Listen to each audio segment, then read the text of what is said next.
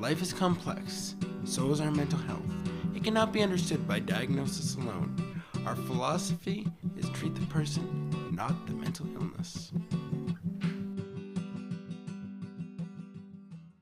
Hello, ladies and gentlemen, and welcome to another episode of Humanizing Mental Health. I'm Trent Akers. And I'm Jeremy Alcorn. And today we have another episode of our Psynergy series, but this is going to be a little bit of a unique one. We're kind of hoping that this is going to be a longer form of it because we have an individual with us with a very unique story to tell. So Jeremy and I are just going to kind of hopefully sit back today and be a little bit of a surrogate audience. So if you don't hear our voices as much, we're still in the room. Yeah, so we're joined today by Derrick Lillico, who has been part of Psynergy now since October of 2022. And so this episode, as it developed, we were thinking about this understanding of how trauma is at the foundation of mental illness, how it's at the foundation of also addiction, and so we really saw this possibilities. We discussed this idea that this is one man's journey to hell and back. Yeah, and for those of you that maybe think of it, yes, the minute you said that title, and it's still all I think of is AC/DC's Highway to Hell. So there's no stop signs, no speed limits on this story, and we're looking forward to hearing your journey. So if you want to take it away, Derrick, feel free. Sure. I just want to start off by showing what I call an attitude of gratitude to you guys for having me in here today. When you guys asked me to be a part of this, I was excited, and to be able to share my path to hell and back with you two is a fantastic honor today. So I just wanted to start out by thanking you guys. Yeah, well, no, it's a real honor for me, and I can think for Jared too as well, that you're willing to open up to us and to our audience and to be able to share this story, because for one thing that we're taught a lot with talking about trauma is that having people share their stories is something that needs to be taken very seriously. Yeah, and the number of different people that are starting to listen from around the world, the meaning that comes from being able to make a difference to people in South Africa, Russia, Namibia. I don't think I said that right, Namibia. I feel bad for messing up some country's name. Yeah, for those of us, like if you're new listeners, if you want to actually share how to pronounce your country's name in the comments, that would be very appreciated for both Jared and myself. Yeah, but just that notion of world reach, and I think that your story can make a difference. Mm-hmm, absolutely. Yeah, I've come to understand that I need to share, and I try to take every opportunity that I get to share, because I feel like if I'm not open, when I don't speak my truth, it could rob someone else of coming to a understanding of what's going on up in their heads, and what comes out in like our physical pain. So yeah, and as you say that, I really love that, because it's about modeling that so that people have that sense of safety. Yeah, there's not a lot of us out there who like have ever seen somebody come out stronger on the other side of addiction and of alcoholism and opioids and all this stuff that we try to put into us to either numb or to feel alive. So And as you say that, like the one thing that I'm probably jumping the gun, but that I'm really interested in hearing about today, because we talk about stages of change, and like where it's pre-contemplation, contemplation, action, and then maintenance. I think one of the things is that we look at this and we talk about like the action stage with a lot of things, especially with addiction, about getting clean and about having those moments and getting to wellness, but then what does wellness look like after that and the continuation of that? Yeah, so I'm fascinated to see how your story shows us that pattern. yeah, so I guess my story starts at the age of 4 years old. I had a young lady pass her trauma on, and dealt with sexual abuse, and that was something that really, changed the way that I perceived not just who I was, but what like love was. I suffer from anxiety, from depression, PTSD,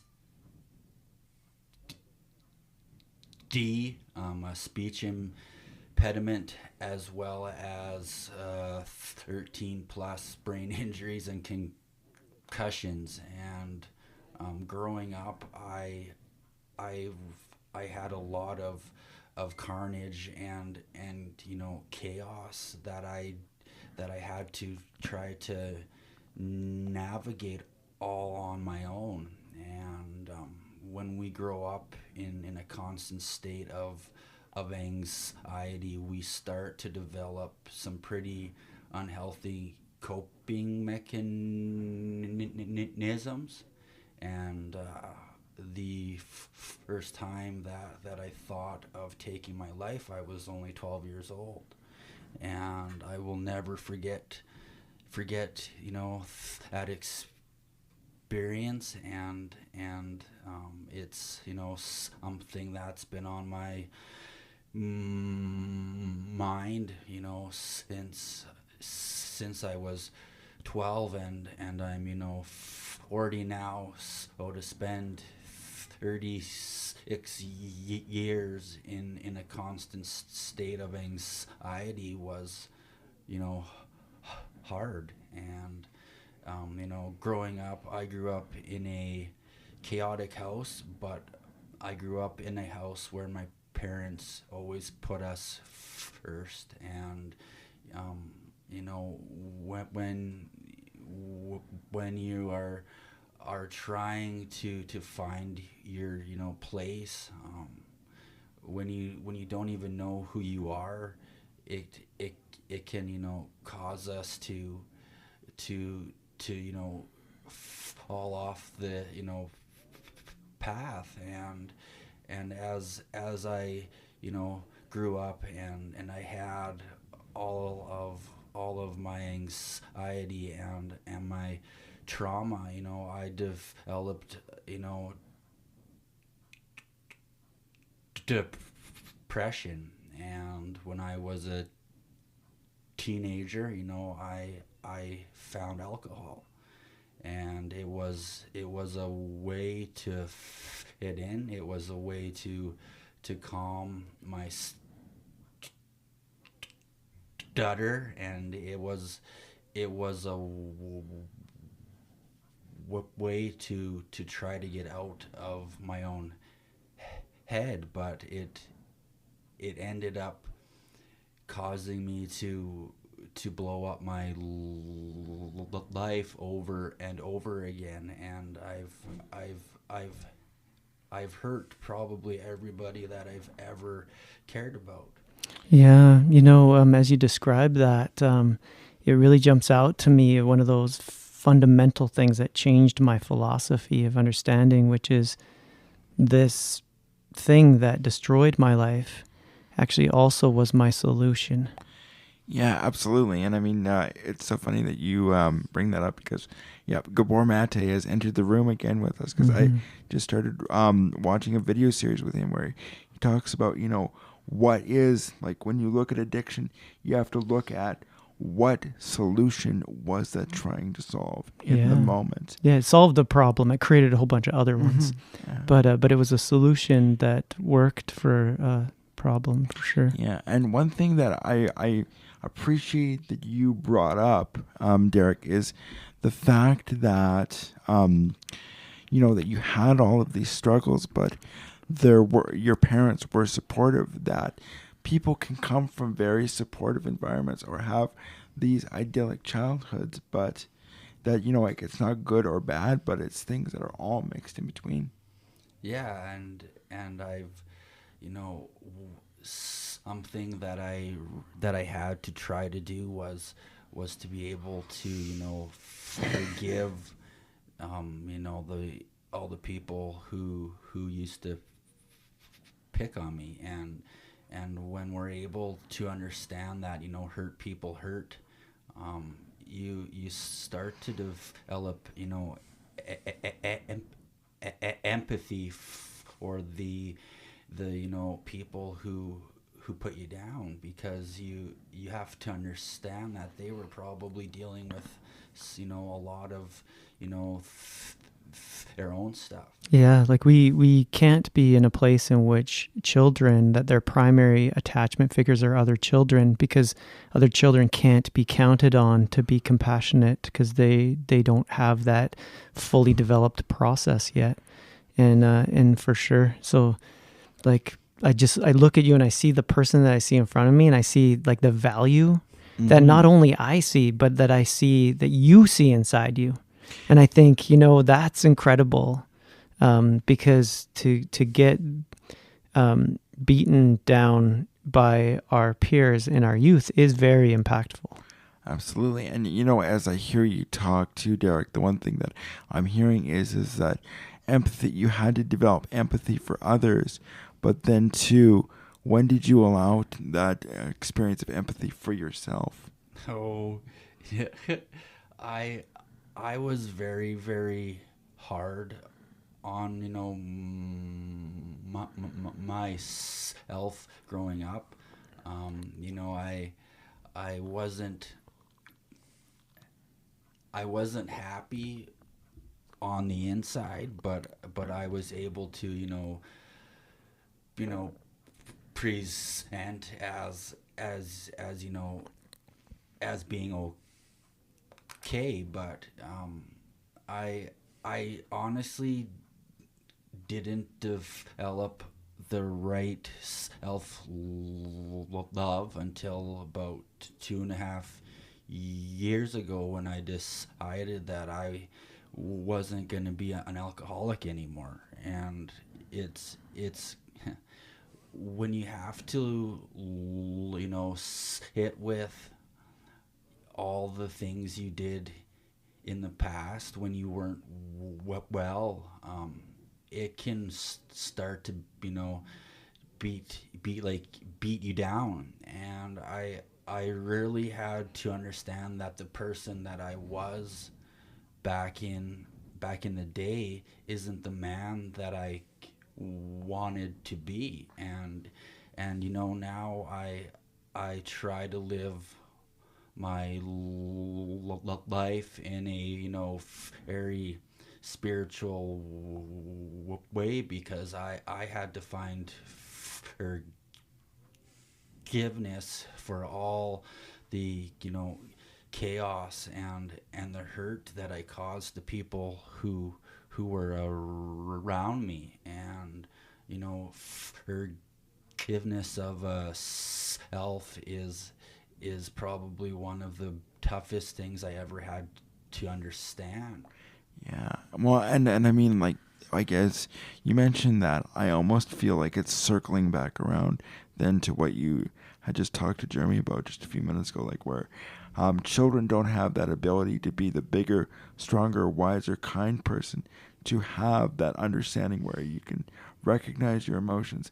And I almost wonder for you, because you talked about that other person, that other part of yourself. Like, I'm like, is it almost like sitting down and having to have that internal dialogue at times where he comes back and is like, I love you. You're still here with me. I see the value. Yeah, I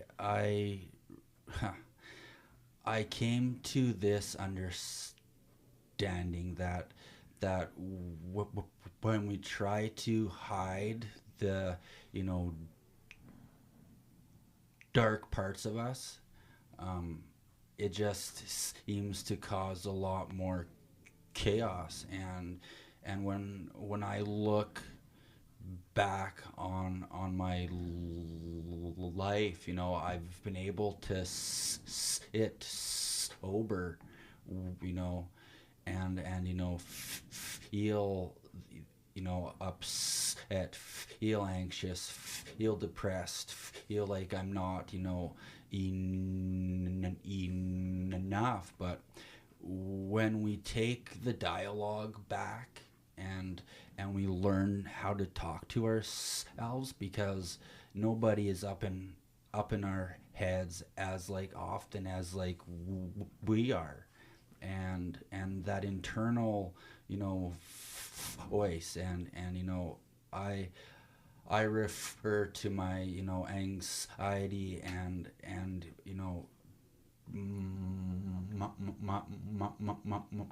my depression as parts of me that have been able to actually teach me.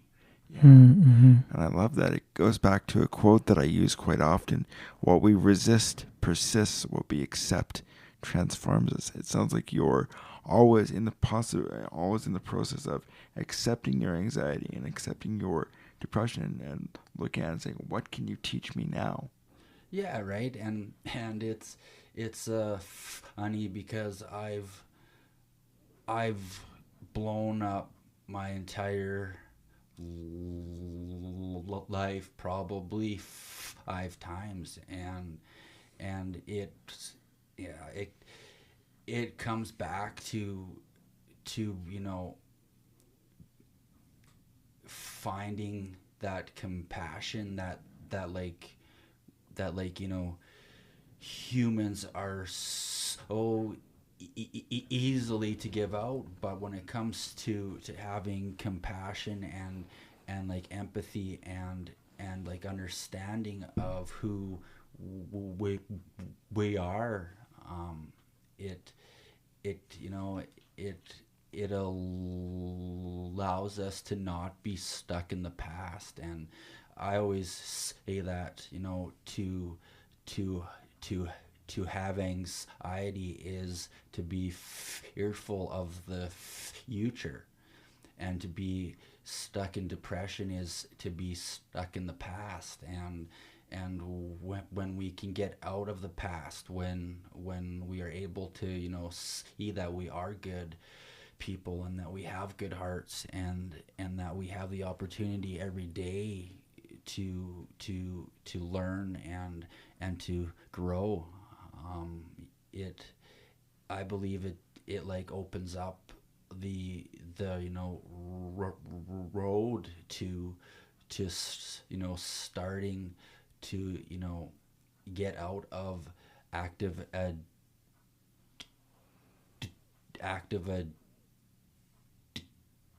addiction and into active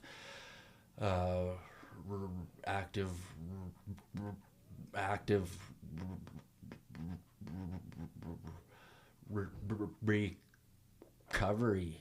So Yeah, in fact, as you say that, something I think that you've taught me today, that I didn't necessarily feel before. It's like I don't know how else to explain it. I might have understood it in my cognition, but I didn't really feel it. And that is, how is it that I have compassion and accountability at the same time? Like, those things seem like they push against each other. That it's like, can I be compassionate for myself? Do I somehow say that my trauma is an excuse? But when someone is riddled with guilt, then how could that be true? It can't be true that they truly think that they have no responsibility for their actions. And so this kind of push and pull back and forth. How do I both include compassion for myself and take responsibility at the same time? Yeah. Wow. When I hear that, it's almost like a superposition that a person needs to hold. And I almost wonder too, like where you kind of slip back and forth between one or the other. And I'm really curious about, as you're describing your story, how that kind of fits that ability to both be accountable and be compassionate. Yeah, I really had to get out of that, victim spot, because when you feel like you have no control over anything, it's really easy to feel sorry for yourself, right? And humans hate change, and when we are trying to make change, we have to come with an understanding that it's going to make us uncomfortable. And something that I tell people is that you have to be able to sit sober long enough to feel it all, because after that you can start to see that some of our intense feelings really don't have to be that intense, and it comes back to being able to hold on to opposing truths, right? Because I knew I wasn't a top-notch man, but I also knew that I could be, because I have probably told myself over the last 25 years that I could handle my alcohol, and I would have periods of time. It'd be like a month or two, and then it's like, oh, I can have one, and then all of a sudden that one turns into 6, and then you're starting to drink every single day again, and it's alcoholism and addiction are a disease, and I don't think that like everybody truly understands that, and it can hurt the people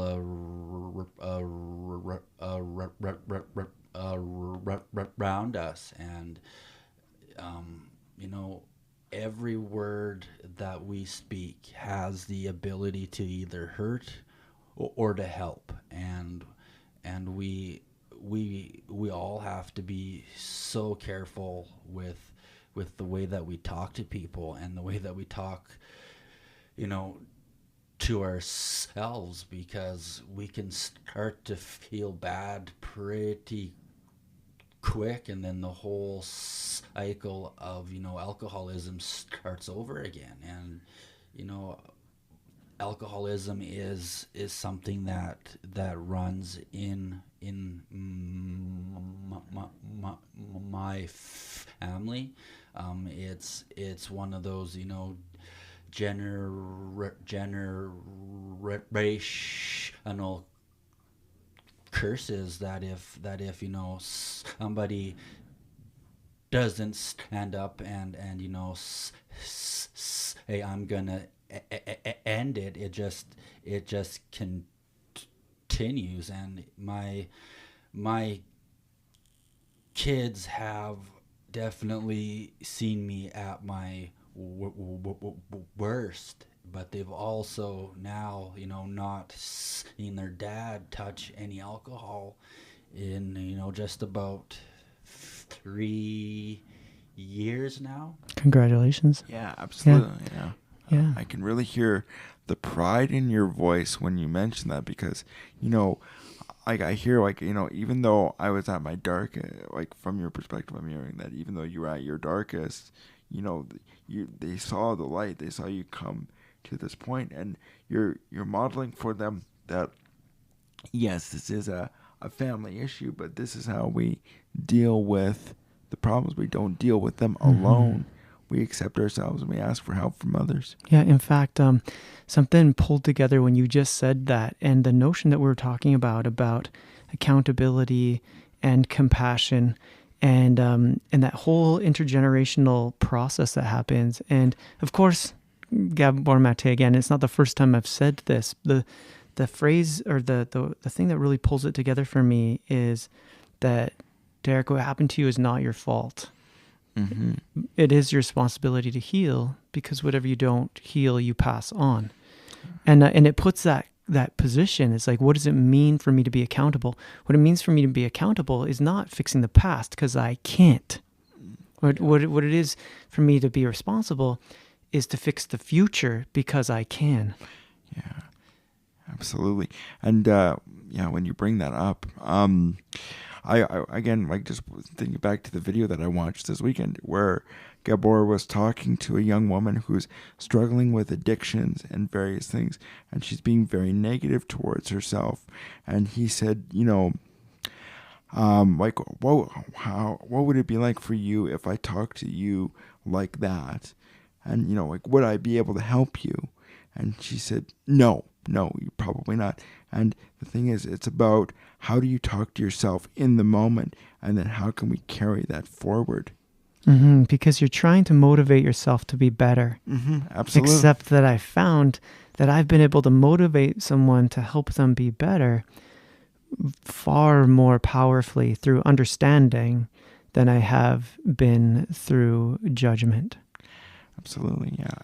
Yeah, and I guess it comes back to you know, because I got sober, you know, through EBT and you know, faith, and I did a lot of the hard work on my own, because I didn't know who or what I could, you know, talk about, and it's been a long.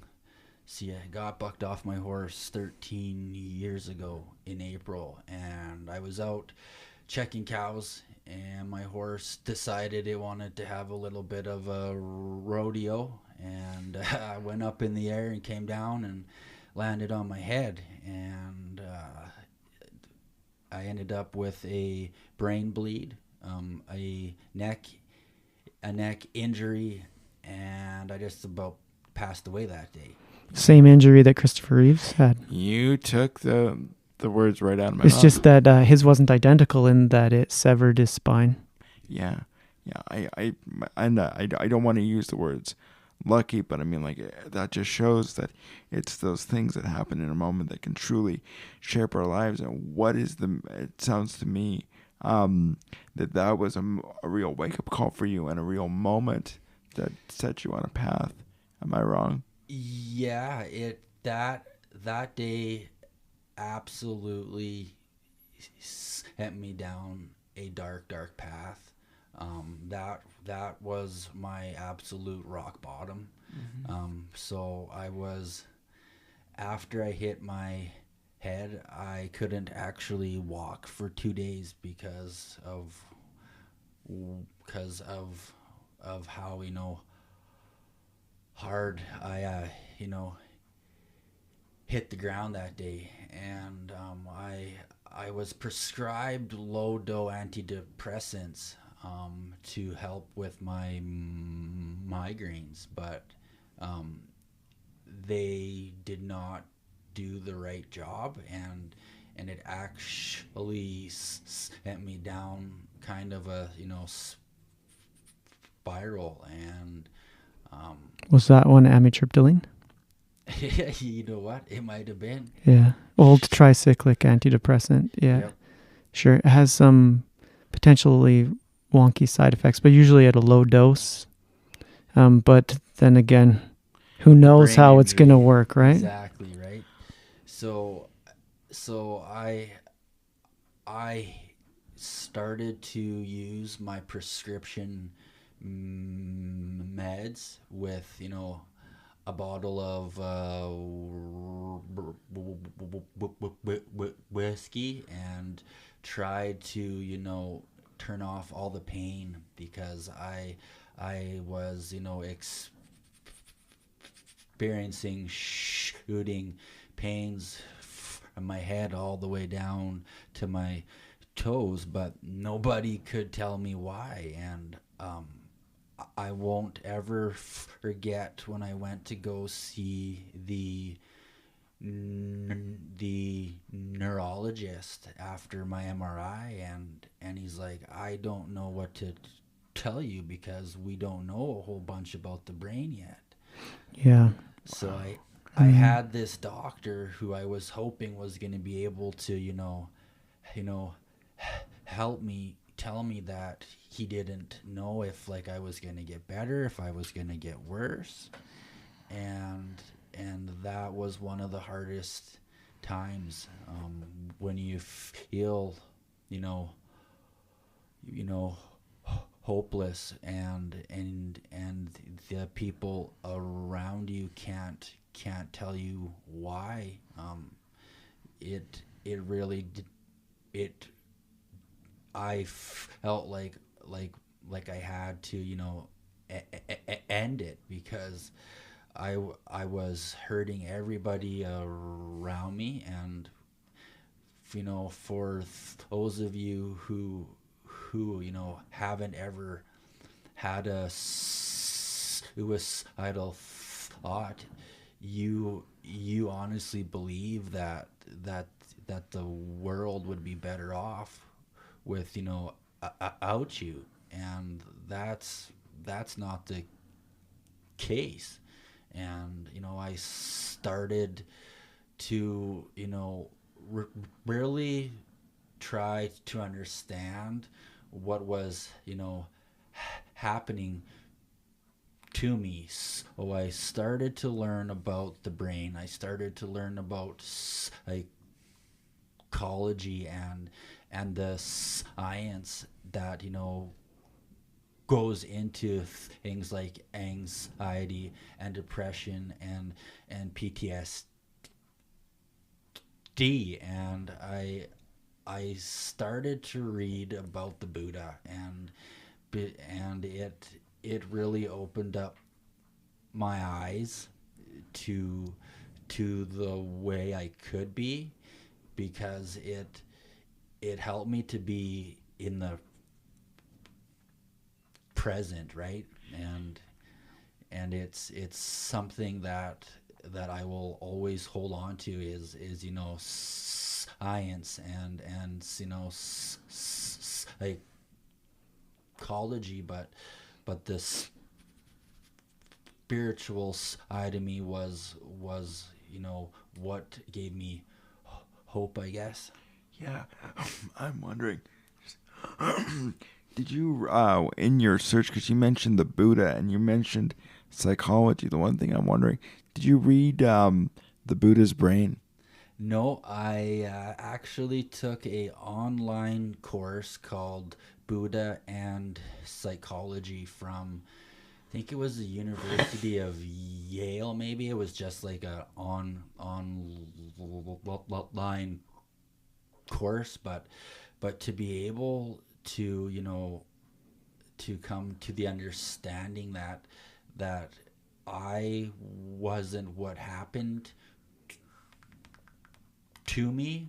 I was who I chose to be after the trauma. I got to choose the path, and it's a path that I've been trying now to, walk. And Yeah, I was just gonna say I really love what you said there, and I hope I didn't cut you off there, Derek, no. because I think what you've said right now is a big aha moment for me, because I don't know for you, Jack, because we always talk about trauma isn't what happens in the moment, it's what happens afterwards. I think it's the changes that occur inside you. And what Derrick is articulating is an even further evolution from that.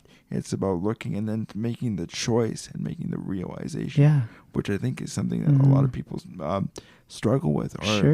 Accepting what happened created changes, but not being placed in a position in which that means it's that way forever. In fact, it means the exact opposite. It means because I understand what has changed, it means I get to heal that.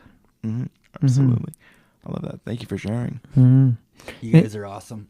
In fact, it's very fascinating to me because there's some people at times that say really profound things in our pop culture. What you were describing just reminded me a summary that is from the song "The Gambler." At one point, he says, "Every hand's a winner and every hand's a loser." Yeah. You gotta know what to hold on to and know what to throw away. Yeah.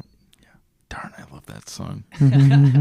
Yeah, I guess something that I had to learn was that our brains are a powerful tool, but at the same time our brains can cause us so much stress and chaos, and I used to get stuck in these negative thought circles, and it was about trying to get off the crazy train, I guess, and trying to ground our feet, and when our brains and our bodies and our souls are all on the same page, we can do a lot of great things. Yeah, and Ozzy Osbourne just entered the room. Of course, right? And again, bringing it back again to Gabor Mate, where he talks about the fact that our environment programs our brain, and then it's up to us to learn how to reprogram or work with our brain. That's exactly what you're articulating there, Derrick. And I love it. Outside in and then inside out. Absolutely. Yeah. So it's like your optic nerve runs through your eye and it leaves a blind spot. But we don't see those blind spots because it's blended in, because that integration that happens inside of our brain. And so knowing that we got programmed from the outside in, and now we're functioning from that programming, but we're functioning from the inside out. And so then we go, oh, this is where his idea of reparenting comes in. That is like you become your own attachment figure and you reprogram yourself from, again, so that you can function from the inside out in a way that's going to be more functional. It doesn't mean it was our parents' fault, just as you described. Good parents loved you. It wasn't their fault about the things that happened. Yeah, and I feel as if every bad thing that happens can have a purpose, right? I mean, we don't get to choose everything that happens, but we get the opportunity to find new perspectives. We get the opportunity to go back and hash like out some of the toughest times. But if you don't have that compassionate, empathetic lens on, you can just get stuck and ruminate over and over again, and you can't get out of your own way. In fact, I'm pretty fascinated as you start to talk about some of the darkest times actually leading you towards where you began to move forward. And I'm curious, what does that story look like from there? Oh wow. I guess coming. Oh wow. Where do I start that one? I guess being comfortable with who I am now. I do have a stutter,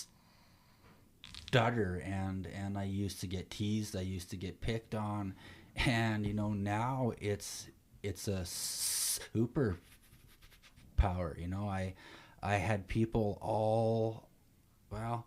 I've had people in the last 3 years who have shown me that I had the ability to connect, and my stutter held me back from doing so many things, but now that I've owned it, now that I've said this is who I am. And there are times when I was a kid where I didn't understand why I had this, why the God of my understanding would give me something that made me feel so small. But I had one of my counselors tell me that I think all of us probably have heard of the story of Moses, right? The man that the God of my understanding found worthy enough to give the 10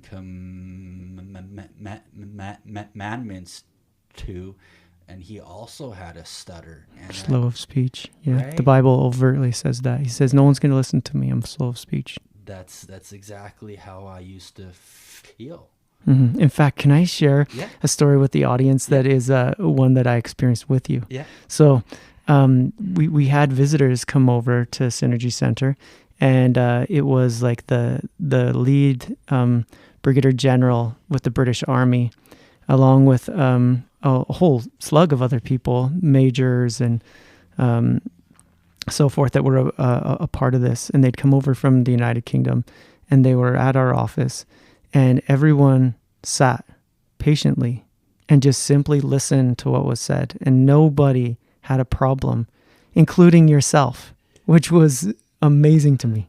That was one of the. I was very, very anxious that day, because here's this guy coming over, commander-in-chief of the British Army, and I was asked to sit in a room with him, and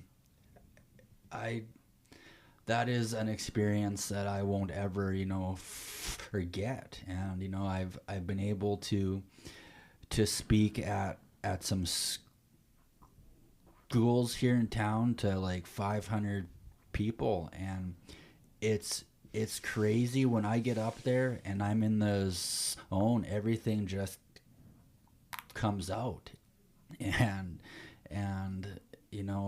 I also had the opportunity to go out to CFB field and talk to the baddest troops. And when you can make some of the toughest humans cry with your words, there is no greater high that I've ever felt. And just touching on this for our listeners, so CFB is Canadian Forces Base, so Canadian Forces Base Suffield, and the context is the British Army Unit Training Suffield is connected by our community, where they do tank training and so forth. So you've got some people that have been pretty hardened in their life experience, some of the toughest people you would ever meet. So crazy. I said to them, I said, you people have one of the hardest jobs out there. I said, you go into these chaotic, deadly situations, and you guys come back changed. And I said, everybody on this earth has a path to walk, and your guys' is to go protect us. And my path is to be here when you guys get back to, help you talk about the things you don't want to. Yeah.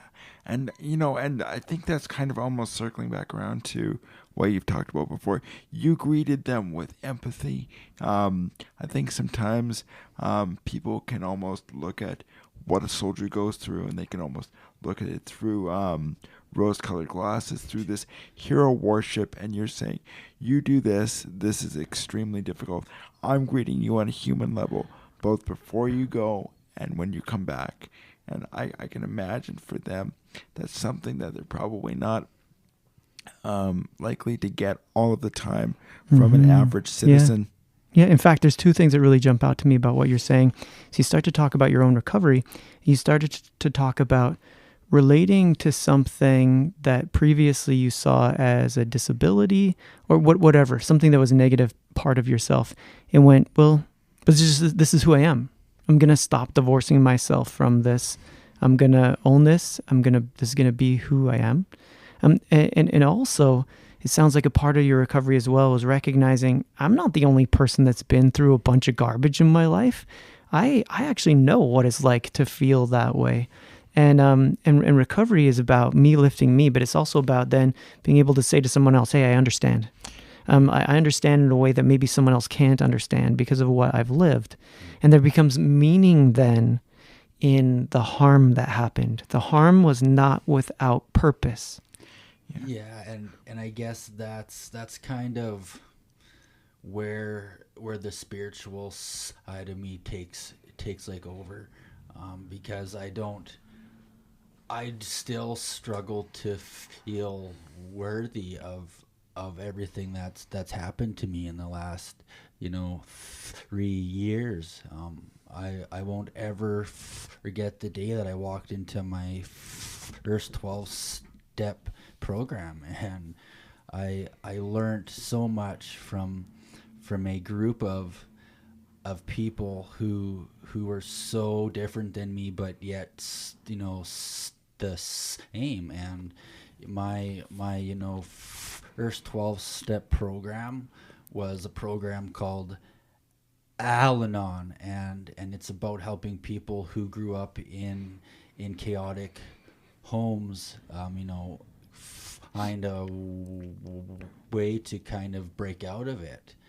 And it's something that I try to use every single day, something that we talk about in 12 step is take what you want and leave the rest, because not everybody connects the same way, not everybody believes in the same things, but when you're able to humanize it and you're able to have empathy and compassion, and humans need community, and we're in a society right now that has tried to tell us that we have to be better than the person standing beside us, but that's not how we were intended to be. We aren't intended to be on our own. And when you can find a sense of community, when you can find people who have gone through the same struggles as you really do start to understand that you aren't broken. You just have parts of you that you have to heal, I guess. So So you're really saying that notion about giving to others was also formed within a group. You attended a group, they gave to you, and you realized with their recovery, they can understand me, and you bought into that ability to be able to make a difference in the world yourself as well, and have recovery spread. Yeah, and I actually used my 12-step programs to start practicing talking to people. I started to go and read out loud, and I even had the opportunity to lead a couple of the meetings, and there's something about facing a fear and coming out on better off that just energizes you. Sure. In fact, I gotta really push this because this is. I'm sorry, Trent, for taking this over, but holy cow, you just blew my mind. Because it's like, okay, what happened? What happened is in my past, part of the injury came from not being having a sense of belonging, and that these individuals pushing how you're different, you're bad because of your difference, you're not okay. In order to heal that, you needed to be able to go through and be accepted. But in order for that to happen, people, please don't hear that you can just go be vulnerable anywhere, because you can't. This world is actually not a very nice and kind place. That's why it's so important that we bind together in tribes, that we have a sense of belonging. And this is where something like AA or Al-Anon becomes a place where people can then be vulnerable, and they can heal because they have proximity to other human beings. They have sameness with those other humans that they feel the same as, and they gain a sense of belonging. Yeah. What are we talking about? Attachment. Absolutely. Yeah. And thank you and you weren't taking over, Jerry. You were just reading my mind yet again. So, no, that's absolutely true, because, you can actually injure yourself or injure other people if you're not in an environment where that can really be receptive. I think you and I I remember you've talked to me about with some clients that, because sometimes when they experience trauma, they'll want to share. And the thing is that it's about, that's part of their process, about wanting to share with other people, but it's about making sure that they're prepared and that they're okay. That's not going to re-traumatize them. Absolutely. Or slime somebody else. Yeah. I came into, when during COVID, my son was sitting at this required calm class, and there was a trauma story that was a sliming story. Like it was like supposed to be like a conversation that we're having right now that is about understanding injury and recovery, except that the person was just like trauma sliming. And I was like, what is going on here? How is this helpful to this class who has to participate in this? And so I took action and called the teacher and talked to them about, and they're like, well, we didn't actually really get to vet this person because there's a different people that are doing the vetting. So we do need to make sure that as we're moving forward, that it is a growth experience, that someone's trauma, that we're compassionate, kind, but we're also moving towards healing, not towards binding in the trauma that we experienced. Yeah. And Derrick, I often re-listen to our podcasts from time to time, but I like the podcast that we did today. I think this is one that I'm going to have to be re-listening to several times over, just because I'm not making not to say that we haven't had other guests that have moments of insight, but you, my friend, just unloaded the mother load from my perspective today, where it's like I'm going to have to go back and almost be like writing quotes from Derrick Lillico. No, I don't know about that. I'm just one guy that absolutely blew up his entire world, and part of 12 step, part of healing is being of service, right? Because that's one way that I try to make up for all the pain that I have caused. And it can be as simple as just looking somebody in the eye and saying hi. It can be as simple as just asking somebody, how are you today? Yeah. Greeting them on a human level, a genuine human level. Now, I got a burning question, actually. This is a thing that's inside me, and that's why I'm checking it out, because I don't know if it's true. So inside me, I have this feeling like there's actually still something that you wanted to say today that hasn't been said, something that was important. Now, I don't know if that's even true. That's why I ask. I just, while you were talking, and the process of faith really fit into this. And you notice I was on my phone. It's because there's something I want to quote, but I don't want to take away from the message that you have. I want to give you that space first if there's something that you wanted to say. Yeah, I guess what saved me was, first of all, the love of my fiance, the love of my kids, the love of her kids. We got 5 of them, and they all of them are so different but so similar. And I spoke with Anna at the Archon convention here, and when I told people that I was a recovered alcoholic, the whole room clapped, and I quickly tried to silence that, because that applause belongs to my family and to my faith, because I dove into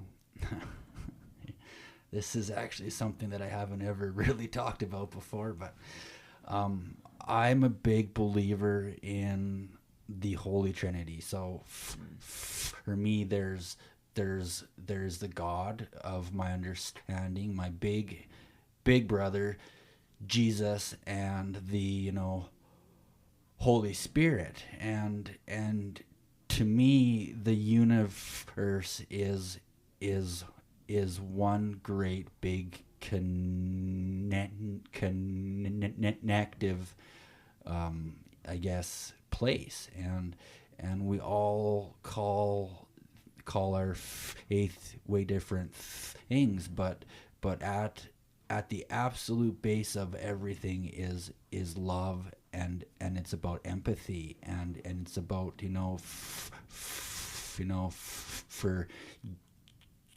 forgiveness. And I've spent a lot of time in meditation. I've spent a lot of time reading books about every religion I can learn about, because all of them speak truths. It's about finding what you can wrap your head around, what you can feel inside of you, because when you're in recovery or when you're in active addiction, there's this sense of hopelessness, and hope is a very, very powerful tool. There was actually a group at the U of A, I believe it's called the Hope Institute, maybe. I'll have to check it out, but they did a study on the power of hope, and the power of believing in something greater than ourselves, and I spend every day trying to find meaning in every interaction that I have, because when you're in tune to yourself, and the brain and the body and the soul are aligned, it allows for us to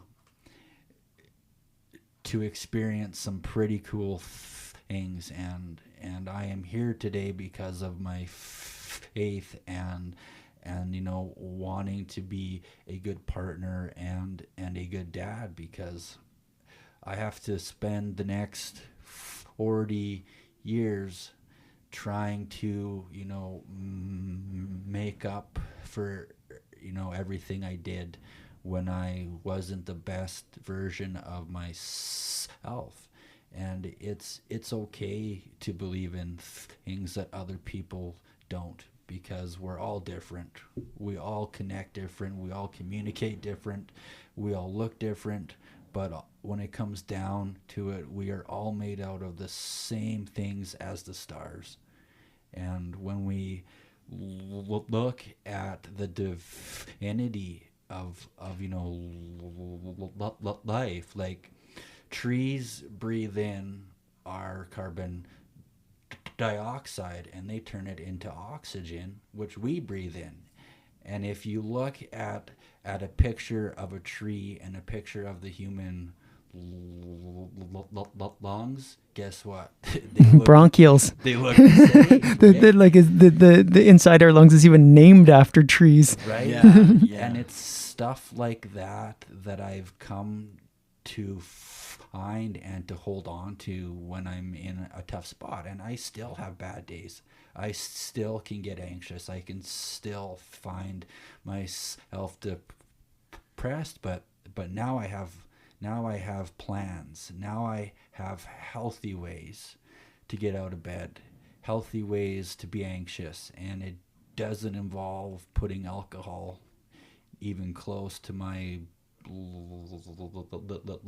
lips, because I've had no regrets in my life since I got sober.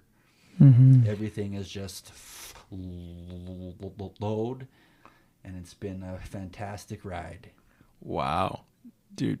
First of all, I want to say, like, that is an amazing way to bring everything to end, and I love the fact that you said that you still struggle and that you still, like, and it's about finding healthy anxiety, healthy depression. And I'll say this: you're making me want to go back and reread Viktor Frankl's Man's Search for Meaning. Yeah, it came together for me too. That Yeah. notion about logotherapy, the idea that suffering in and of itself is meaningless, and it leaves a void. So it's that notion around when it's meaningful, when it produces a positive outcome in some way in your life or in someone else's life. Yeah, Absolutely. mm-hmm. Yeah. What about Yeah. So for my reflection, actually, I had been thinking about this for a while in the episode. That's why you saw me looking at my phone, and I just couched this a little bit in saying that while I share the same faith base that Derrick does, and he very eloquently recognized that not everybody does, we honor all belief systems, even if that is that person that is atheistic. It doesn't mean that they don't have a notion of something that is bigger than themselves. Yeah, I can say that for myself because I identify as an atheist. We've talked about it several times, you and I. Yeah, for sure. So my reflection is actually a poem that really reminded me of you. So this poem is called Touched by the Master's Hand. So 'twas battered and scarred, and the auctioneer thought it scarcely worth his while to waste much time on the old violin, but he held it up with a smile. What is the bidding, good folks? He cried. Who will start the bidding for me? $1? $1, now $2, only $2, and who will make it $3? $3 once, $3 twice. Going for $3, but no. From the room, far back, a gray-haired man came forward and picked up the bow. Then wiping the dust from the old violin and tightening all the strings, he played a melody pure and sweet as the angels sing. The music ceased, and the auctioneer, with a voice that was quiet and low, said, What is the bid now for the old violin? And he held it up with a bow. $1,000? Who'll make it 2? 2,000, and who'll make it 3? 3,000 once, 3,000 twice. Going, and gone, said he. The people cheered, but some of them cried, We do not quite understand. What changed its worth? The man replied, It was the touch of the master's hand. And many a man with his life out of tune and battered and torn with sin is auctioned cheap to the thoughtless crowd, much like the old violin. A mess of pottage, a glass of wine, a game, and he travels on. He's going once, he's going twice, he's almost gone. But the master comes, and the foolish crowd never can quite understand. Wow. the worth of a soul and the change that is wrought by the touch of the Master's hand. So, thank you so much for joining us today. We hope that people can hear that hope out in the world. And that maybe if they don't have that hope, maybe they can borrow it from us until they can build it themselves. Absolutely.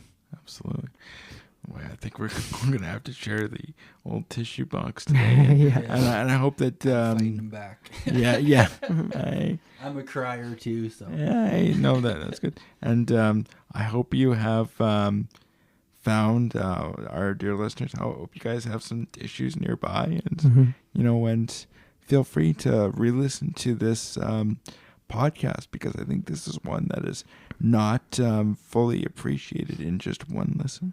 Yeah. Thank you, Derrick, so much for joining us. Yeah. I want to thank you guys for having me here.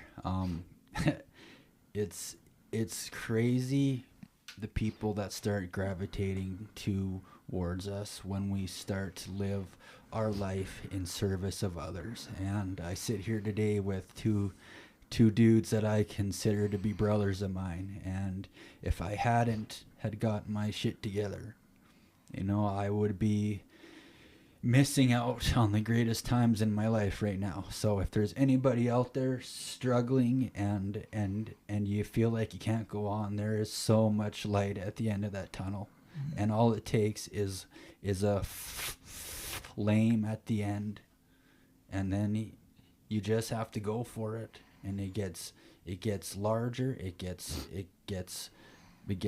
brighter, but you are gonna have tough times, but you need to surround yourself with people who care about you, and people who accept you. Yeah. Wow. And on that note, even though it's hard to end this off, I'm Trent Akers. And I'm Jeremy Alcorn. See you next time. Thank you for joining us today. We hope that this message has been as meaningful to you as it has been to us. If you're looking for help, you can find us on Facebook at Humanizing Mental Health.